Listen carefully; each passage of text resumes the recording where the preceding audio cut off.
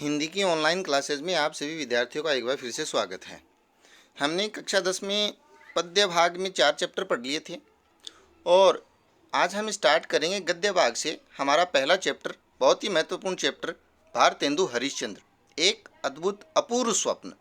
सपना तो आप सभी ने देखा ही होगा, और भारतेंदु हरिश्चंद्र ने क्या सपना देखा है उस सपने के बारे में चर्चा करेंगे। उससे पहले हम उनके जीवन परिचय के बारे में जान लेते हैं। जीवन परिचय पढ़ना बहुत ज़रूरी होता है क्योंकि उससे संबंधित एक प्रश्न आता है। जीवन परिचय साहित्य परिचय से संबंधित बोर्ड परीक्षा है, इसलिए उनके जीवन परिचय को याद करें। जीवन परिचय के बारे में जानें तो भारतेंदु हरिश्चंद्र का जन्म है वो 1850 में काशी के एक प्रतिष्ठित और धनी परिवार में हुआ था। उनके पिता थे वो श्री गोपाल चंद्र जी, वो भी हिंदी के अच्छे कवि थे। भारतेंदु जी के बाल्यकाल में ही उनके पिता का आकस्मिक देहावसान हो गया था। वे उस विपुल संपत्ति के एकमात्र उत्तराधिकारी रह गए थे। मतलब उनके पिताजी हैं, उनके लिए बहुत ज़्यादा पैसा धन है वो छोड़ के गए थे। उन्होंने अपनी सारी संपत्ति है वो लोक सेवा साहित्य सेवा के कार्यों में लगा दी थी। उनके द्वारा स्थापित किया हुआ हाई स्कूल बनारस में आज हरिश्चंद्र कॉलेज के नाम से चल रहा है। वे जन्म से ही कुशाग्र बुद्धि और प्रतिभाशाली थे। ये जान ले, कुशाग्र बुद्धि मतलब बहुत तेज दिमाग थे, वो बुद्धिमान थे, प्रतिभाशाली थे। कविता करने का जो शौक है वो उन्हें बचपन से ही आ गया था। 16 वर्ष की आयु में तो उन्होंने ग्रंथ रचना आरंभ कर दी थी। बड़ी पुस्तक, महान पुस्तक लिखना प्रारंभ कर दिया था केवल 16 वर्ष की आयु में। लगभग 35 वर्ष की अल्प आयु में ही सन 1885 में उनका स्वर्गवास हो गया था। संसार छोड़ के चले गए थे। और सभी जानते हैं अच्छे जो लोग होते हैं, महान जो लोग होते हैं, वो अल्प आयु में ही संसार को छोड़ देते हैं। जैसे इन्होंने 35 वर्ष की आयु में ही संसार छोड़ दिया। भारतेंदु जी को वर्तमान हिंदी का प्रवर्तक माना जाता है, यानी वर्तमान जो हिंदी हम पढ़ रहे हैं उसको आगे बढ़ाने वाले, आगे ले जाने वालों में सबसे आगे नाम आता है भारतेंदु हरिश्चंद्र का। भाषा और साहित्य दोनों पर उनका स्थायी प्रभाव पड़ा है। भाषा में भी वो प्रभावशाली थे, साहित्य रचना में भी। गद्य की भाषा को परिमार्जित कर, परिमार्जित का मतलब सुधारना, व्याकरणिक दृष्टि से उसमें सुधार करना। तो गद्य की भाषा को परिमार्जित किया, सुधार किया और उसे मधुर और स्वच्छ बनाया। वे सुधारवादी थे। प्राचीन और नवीन सामंजस्य भारतेंदु जी की सबसे बड़ी विशेषता रही थी। मतलब उनमें प्राचीन विचारों की भी गहनता थी और नए विचार भी वो लेकर के चलते थे। दोनों का सामंजस्य वो आगे लेकर के चलते थे, ये उनकी बड़ी बात थी। आपकी भाषा में संस्कृत के तद्भव शब्दों की बहुतायत है। वैसे संस्कृत के जो सीधे शब्द आते हैं वो तो तत्सम होते हैं, और संस्कृत से अपना रूप बदल के आते हैं वो होते हैं तद्भव। ये ध्यान रखें। तो यहाँ पर शायद वो तत्सम कहना चाहते हैं। संस्कृत के तत्सम शब्दों का ज़्यादा प्रयोग इसमें देखने को मिलेगा, जैसा कि आप पढ़ोगे तब पता चल जाएगा। लोकोक्तियाँ और मुहावरों का प्रयोग भी उनकी भाषा को और भी लालित्य बनाता है, ललित बनाता है, सुंदर बनाता है, आकर्षक बनाता है। स्थान स्थान पर रोचकता बढ़ाने के लिए उन्होंने हास्य का और व्यंग्य का प्रयोग भी किया है। जैसे इसमें भी आपको देखने को मिलेगा, इस चैप्टर में भी, कि किस प्रकार का हास्य है, किस प्रकार का व्यंग्य है। बहुत ही महत्वपूर्ण चैप्टर है, परीक्षा की दृष्टि से भी व्याख्या पूछी जाती है, निबंध टाइप है। तो देख लेते हैं आगे। उनकी देश सेवा और साहित्य सेवा से प्रभावित होकर के उस युग की जनता ने उनको एक उपाधि थी जिसे भारतेंदु कहते हैं। भारत जोड़ इंदु, गुण संधि, इंदु यानी चंद्रमा, भारत का चंद्रमा। इस उपाधि से उन्हें सुशोभित किया, इसलिए इनका नाम भारतेंदु हरिश्चंद्र हो गया। उनकी रचनाओं के बारे में हम जान लेते हैं, उनके ग्रंथों के बारे में जान लेते हैं, क्योंकि साहित्य परिचय में लिखना जरूरी हो जाता है। जो क्वेश्चन आता है कवि परिचय साहित्य परिचय में, उन्होंने कवि वचन सुधा, हरिश्चंद्र मैगजीन का संपादन किया। ये उनकी संपादन की पुस्तिकाएं थी, मैगजीन थी। भारतेंदु ने कुल मिलाकर के 175 ग्रंथ लिखे, जिनमें बहुत से केवल अनुवाद ही हैं, यानी संस्कृत साहित्य से या अंग्रेजी साहित्य से उन्होंने अनुवाद किया है। इनके द्वारा लिखे गए जिन नाटकों का हिंदी संसार में बड़ा आदर है, तो नाटक कौन कौन से हैं उनमें है वैदिक हिंसा, हिंसा न भवती, कर्पूर मंजरी, सत्य हरिश्चंद्र, चंद्रावली नाटिका, भारत दुर्दशा, ये अंग्रेजों ने जब्त कर लिया था, अंग्रेजी शासन के खिलाफ लिखा गया था। अंधेर नगरी, ये भी अंग्रेजी शासन के खिलाफ था। अंधेर नगरी चौपट राजा जो आपने कभी पढ़ा हो तो वही इनका लिखा हुआ है। नील देवी और मुद्रा राक्षस, बहुत ही ज़्यादा प्रसिद्ध हैं ये इनके नाटक। पाठ परिचय बहुत ही इंपॉर्टेंट है, क्योंकि कभी कभार पाठ परिचय से ही प्रश्न उठा लेता है। तो पाठ परिचय जरूरी बन जाता है कि हम क्या पढ़ने जा रहे हैं, उसके बारे में है क्या, विषय क्या है, सब्जेक्ट क्या है, लक्ष्य क्या है, हमारा उद्देश्य, किस उद्देश्य से लेखक ने रचना रची है। तो पाठ परिचय के बारे में जानेंगे हम। प्रस्तुत निबंध भारतेंदु जी की विनोद प्रिय प्रवृत्ति का प्रतिनिधि उदाहरण है। वो कितना मजाकिया थे, कितना मजाक करते थे, और उस मजाक मजाक में किस प्रकार से वो व्यंग्य किया करते थे। तो इसमें भी कुछ व्यंग्य हैं तत्कालीन समाज के ऊपर, तत्कालीन शासन, अंग्रेजी शासन के ऊपर, हमारे लोगों की मानसिकता के ऊपर। इसमें उन्होंने तत्कालीन समाज पर एक व्यंग्यपूर्ण चित्र खींचा है हास्य व्यंग्यात्मक शैली में। संसार में प्रत्येक मनुष्य अपने यश के लिए क्या क्या प्रयत्न करता है। सब जानते हैं संसार में मनुष्य अपने यश के लिए क्या क्या करता है। मंदिर बनाता है, मस्जिद बनाता है, स्कूलें बनाता है, हॉस्पिटल बनाता है, धर्मशालाएं बनवाता है कि मेरा नाम अमर हो जाए। वह अपना नाम अमर करने के लिए किस प्रकार लालायित रहता है, ये इस पाठ में चर्चा की गई है कि किस प्रकार से नाम अमर करने के लिए व्यक्ति क्या क्या करता है और कितने कितने प्रयास करता है, क्योंकि जीवन तो क्षणभंगुर है, कभी भी समाप्त हो सकता है, नष्ट हो सकता है। यही इस पाठ का वर्ण विषय है, यानी मुख्य रचना का विषय है। क्या कहते हैं लेखक कि समाज धर्मांधता में घिरा हुआ है, धर्म के प्रति अंधा हो चुका है समाज। उस समय का समाज स्वार्थपरता हावी थी, उस समय स्वार्थी हो गया था मनुष्य। अंग्रेजी शासन की अत्याचार पूर्ण नीति से किस प्रकार जर्जरित हो गया था समाज, नष्ट हो गया था, कमजोर हो गया था। अंग्रेजी शासन ने शिक्षा के पवित्र क्षेत्र में भी प्रवेश कर दिया था और हमारी शिक्षा के पवित्र क्षेत्र को नष्ट करने का प्रयास किया था। और लोग शिक्षा के पवित्र क्षेत्र के बारे में क्या सोचते थे, ये भी इसके ऊपर फोकस किया गया है, बताया गया है कि किस प्रकार से वो शिक्षा के क्षेत्र को नष्ट करना चाहते थे हिंदुस्तान की। ये हमारा मुख्य विषय रहेगा इस चैप्टर का, तो ध्यान रखें कि क्या हम पढ़ने जा रहे हैं। इन बातों का व्यंग्यमय चित्र यहाँ प्रस्तुत किया गया है और हमारे चैप्टर का नाम है, जैसे कि नाम से ही पता चल रहा है, एक अद्भुत अपूर्व स्वप्न। लेखक है, सपना लेते हैं, सपना सभी लेते हैं, और स्वप्न कैसा हो, अद्भुत हो, अपूर्व हो, कैसा स्वप्न हो। चलो शुरू करते हैं। लेखक क्या कहते हैं, आज रात्रि पर्यंक पर जाते ही अचानक आंख लग गई। पर्यंक होता है पलंग, पलंग को कहते हैं, संस्कृत का शब्द है पर्यंक। मैंने कहा ना तत्सम शब्दों का यूज होगा इसमें। पलंग जैसे आज के समय में बेड, वैसे ही पलंग पर जाते ही लेखक की क्या लग गई, अचानक आंख लग गई, मतलब नींद सी आ गई। सोते में सोचता हूँ, सोते हुए लेखक क्या सोचते हैं कि इस चलायमान शरीर का कुछ ठिकाना तो है नहीं, शरीर तो क्षणभंगुर है, कभी भी नष्ट हो सकता है। इस संसार में नाम स्थिर रखने की कोई युक्ति निकल आवे तो अच्छा है, कोई उपाय निकल आए कि नाम अमर हो जाए, स्थायी हो जाए। क्योंकि यहाँ की रीति देखने में मुझे विश्वास होता है पूरा पूरा कि इस चपल जीवन का क्षण भर भरोसा नहीं है। एक पल के लिए जीवन है, दूसरे पल नहीं है। एक पल सांस आ रही है, दूसरे पल नहीं आ रही। और ऐसा कहा भी गया है, लेखक कहते हैं कि श्वास श्वास पर हरि भजो, वृथा श्वास मत खोय, न जाने या श्वास को आवन होय न होय। कि श्वास श्वास में क्या भजो, हरि का भजन करो, भगवान का स्मरण करो, नाम करो, क्या पता अगले पल श्वास न जाने आए न आए, सांस हो या न हो। तो व्यर्थ में श्वासों को, जीवन को, समय को नष्ट मत करो। हर पल भगवान को भी याद करो।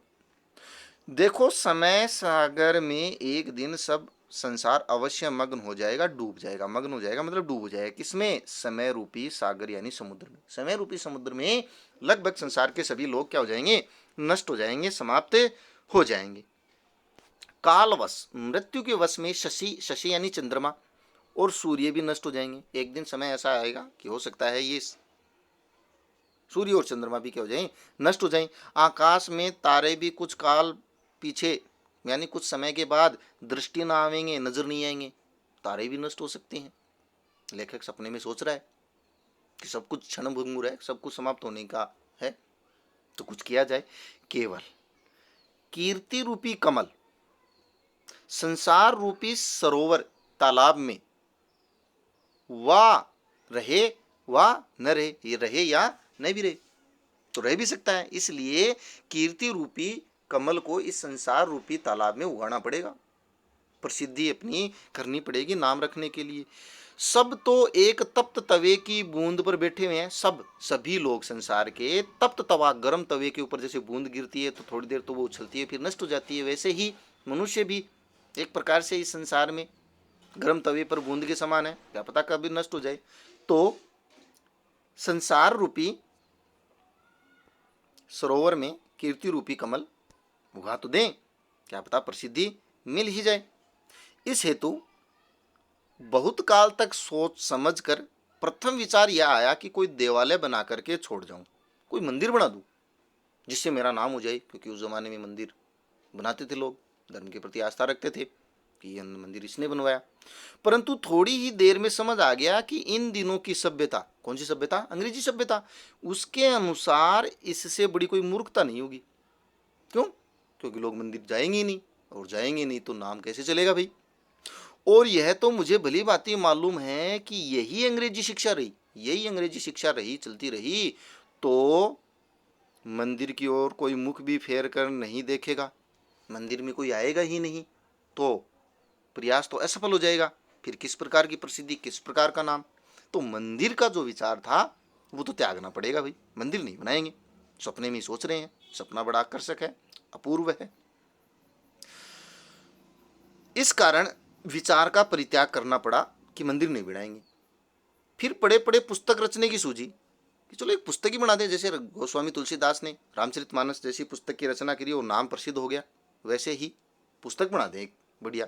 साहित्यकार तो हम हैं, परंतु इस विचार में भी बड़े कांटे निकल आए मतलब कमियां निकल आई। क्या कमी निकल करके आई कि बनाने की देर तो नहीं होगी, बना तो देंगे 2 मिनट में, पुस्तक रचने में क्या टाइम लगेगा। लेकिन कीट यानी कीड़े, कौन से कीड़े? क्रिटिक,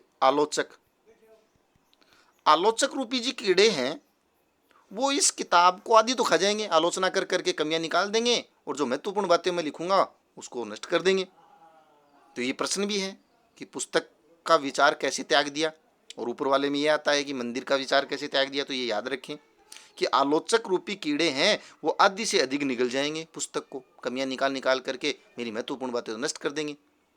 यश के स्थान पर शुद्ध अपयश होगा, अपमान और मिलेगा, प्रसिद्धि तो होगी नहीं, बेइज्जती और होगी।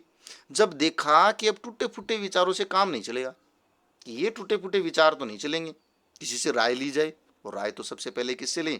दोस्तों से ले। तो राय लेने से पहले उन्होंने क्या किया कि यश के स्थान पर अपयश प्राप्त होगा, टूटे फूटे विचारों से काम नहीं चलेगा। तब लाडली नींद, प्यारी नींद को 2 रात पड़ोसियों के घर भेज दिया।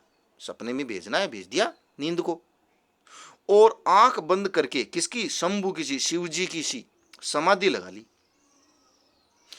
और यहां तक कि 61 से लेकर के 51 वर्ष उसी समाधि में बीत गए, उसी ध्यान में बीत गए। अब सपने में सोच रहे हैं तो सोचने में क्या जाता है, 51 से 61 वर्ष ध्यान में बीत गए, क्योंकि ध्यान कैसा है?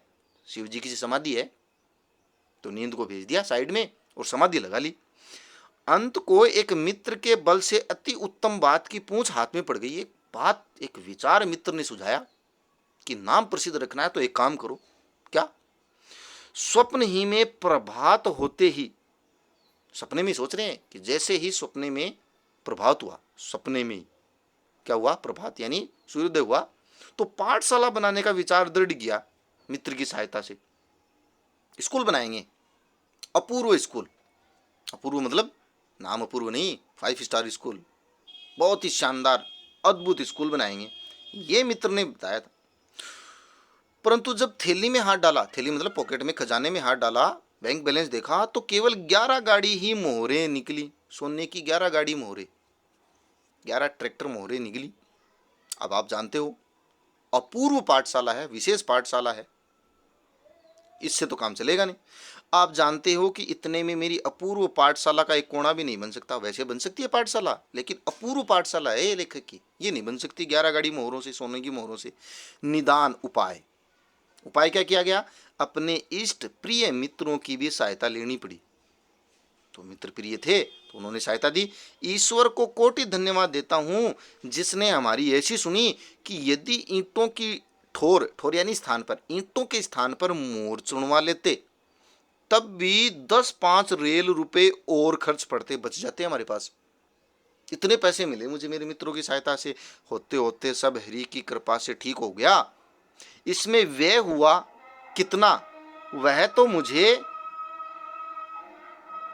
मुझे याद नहीं, यानी स्मरण नहीं कि कितने पैसे खर्च हुए इसका तो मुझे स्मरण नहीं, परंतु इतना अपने मुंशी से, मुंशी मतलब अकाउंटेंट मान सकते हैं हम, हिसाब किताब रखने वाला, उससे मैंने सुना था कि 1 का अंक और 387 शून्य अकेले पानी में पड़े थे।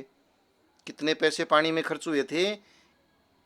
1 का अंक, ये लो 1 का अंक और 387 शून्य लगा दो ऐसे, इतने रुपए तो अकेले पानी में खर्च हो गए थे। इतने रुपए खर्च किए थे। बनने को तो एक क्षण में सब बन गया था, एक पल भर में ही सब कुछ बन गया था बनने को, तो इसमें कोई दो राय नहीं है। परंतु उसके जोड़ने में पूरे 25 वर्ष लग गए थे।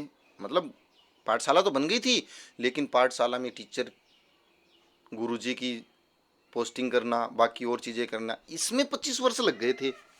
जब हमारी अपूर्व पाठशाला बनकर ठीक हुई, उसी दिन हमने हिमालय की कंदराओं से, कंदराएं होती हैं गुफाएं, हिमालय की गुफाओं से खोज खोज करके अनेक उद्दंड पंडित बुलवाए, विद्वान गुरुजी मास्टर जी बुलवाए, जिनकी संख्या 0.0 से अधिक नहीं थी। मतलब ज़्यादा कुछ नहीं थी, 0.0 थी। आप मैथ के हो, सब जानते होंगे, 0.0 मतलब ज़्यादा कुछ नहीं थे। कौन कौन थे इनका परिचय तो हम विस्तार से आगे पढ़ेंगे, लेकिन एक बार मोस्टली जो थे सारे के सारे वो जरूर याद रखें कि कौन कौन थे, किस विषय के थे। कभी कभार ये पूछ लेते हैं कि कौन कौन गुरुजी थे जो कंदराओं से बुलाए गए थे, और ये भी याद रखें कि गुरुजी कहाँ से आए थे, हिमालय की कंदराओं से आए थे। कौन कौन थे, इनका इंडिविजुअल परिचय भी आपको याद रखना है, और सामूहिक रूप से भी हम देख लेते हैं।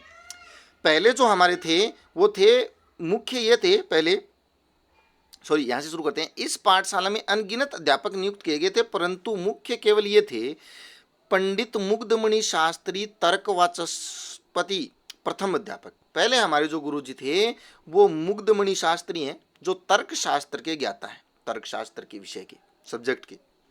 एक है पाखंड प्रिय धर्माधिकारी, ये अध्यापक हैं धर्मशास्त्र के, धर्म का ज्ञान कराएंगे। कौन? पाखंड प्रिय, जिनको पाखंडी प्रिय है।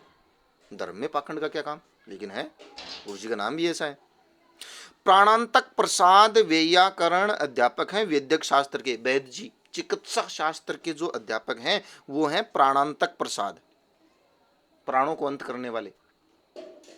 लुप्त लोचन, लोचन यानी आंखें लुप्त, यानी जिसकी आंखें लुप्त हो गई हैं, लुप्त लोचन ज्योतिषाभरण हैं, वो अध्यापक हैं ज्योतिष शास्त्र के, ज्योतिष विद्या के, भाग्य देखने के, उनका नाम है लुप्त लोचन। शील दावानल, जिसने आग में अपने शील को, अपनी शांति को ही नष्ट कर दिया हो, वो नीति दर्पण के अध्यापक हैं, नीति शास्त्र के और आत्मविद्या के, दोनों के, आत्मविद्या के और नीति शास्त्र के अध्यापक हैं शील दावानल। तो ये गुरुजी नियुक्त किए। कौन कौन से हैं ध्यान रखना इनका। वाचस्पति मुग्धमणि शास्त्री हैं, वो तर्कशास्त्र के गुरुजी हैं। पाखंड प्रिय हैं, वो धर्मशास्त्र के हैं। प्राणांतक प्रसाद हैं, वो चिकित्सा शास्त्र के हैं। लुप्त लोचन है, वो ज्योतिष शास्त्र के हैं। और शील दावानल नीति दर्पण है, वो नीति शास्त्र के और आत्मविद्या के हैं। इस प्रकार के गुरुजी बुलाए गए, वो भी हिमालय की कंदराओं से खोज खोज करके इस अपूर्व पाठशाला में नियुक्त किए गए। अब आप समझ गए होंगे कि ऐसे ऐसे गुरुजी अगर पढ़ाएंगे तो शिष्यों का क्या हाल होगा। उसी प्रकार की शिक्षा व्यवस्था अंग्रेज लोगों ने हमारे भारत में कर दी थी। ये इस पर व्यंग्य है, करारा व्यंग्य है कि ऐसे ऐसे गुरुजी अध्यापक स्कूलों में नियुक्त कर दिए गए थे, जिन्होंने पूरी की पूरी शिक्षा व्यवस्था का भट्टा ही बिठा दिया था। तो ज़्यादा बड़ा वीडियो न बने, इसलिए इससे आगे हम नेक्स्ट वीडियो में पढ़ेंगे। यहाँ तक के लिए बस इतना ही। अगर कुछ प्रश्न हो तो कमेंट बॉक्स में पूछें। आशा है समझ में आ रहा होगा। मिलते हैं कल अगले वीडियो में। धन्यवाद।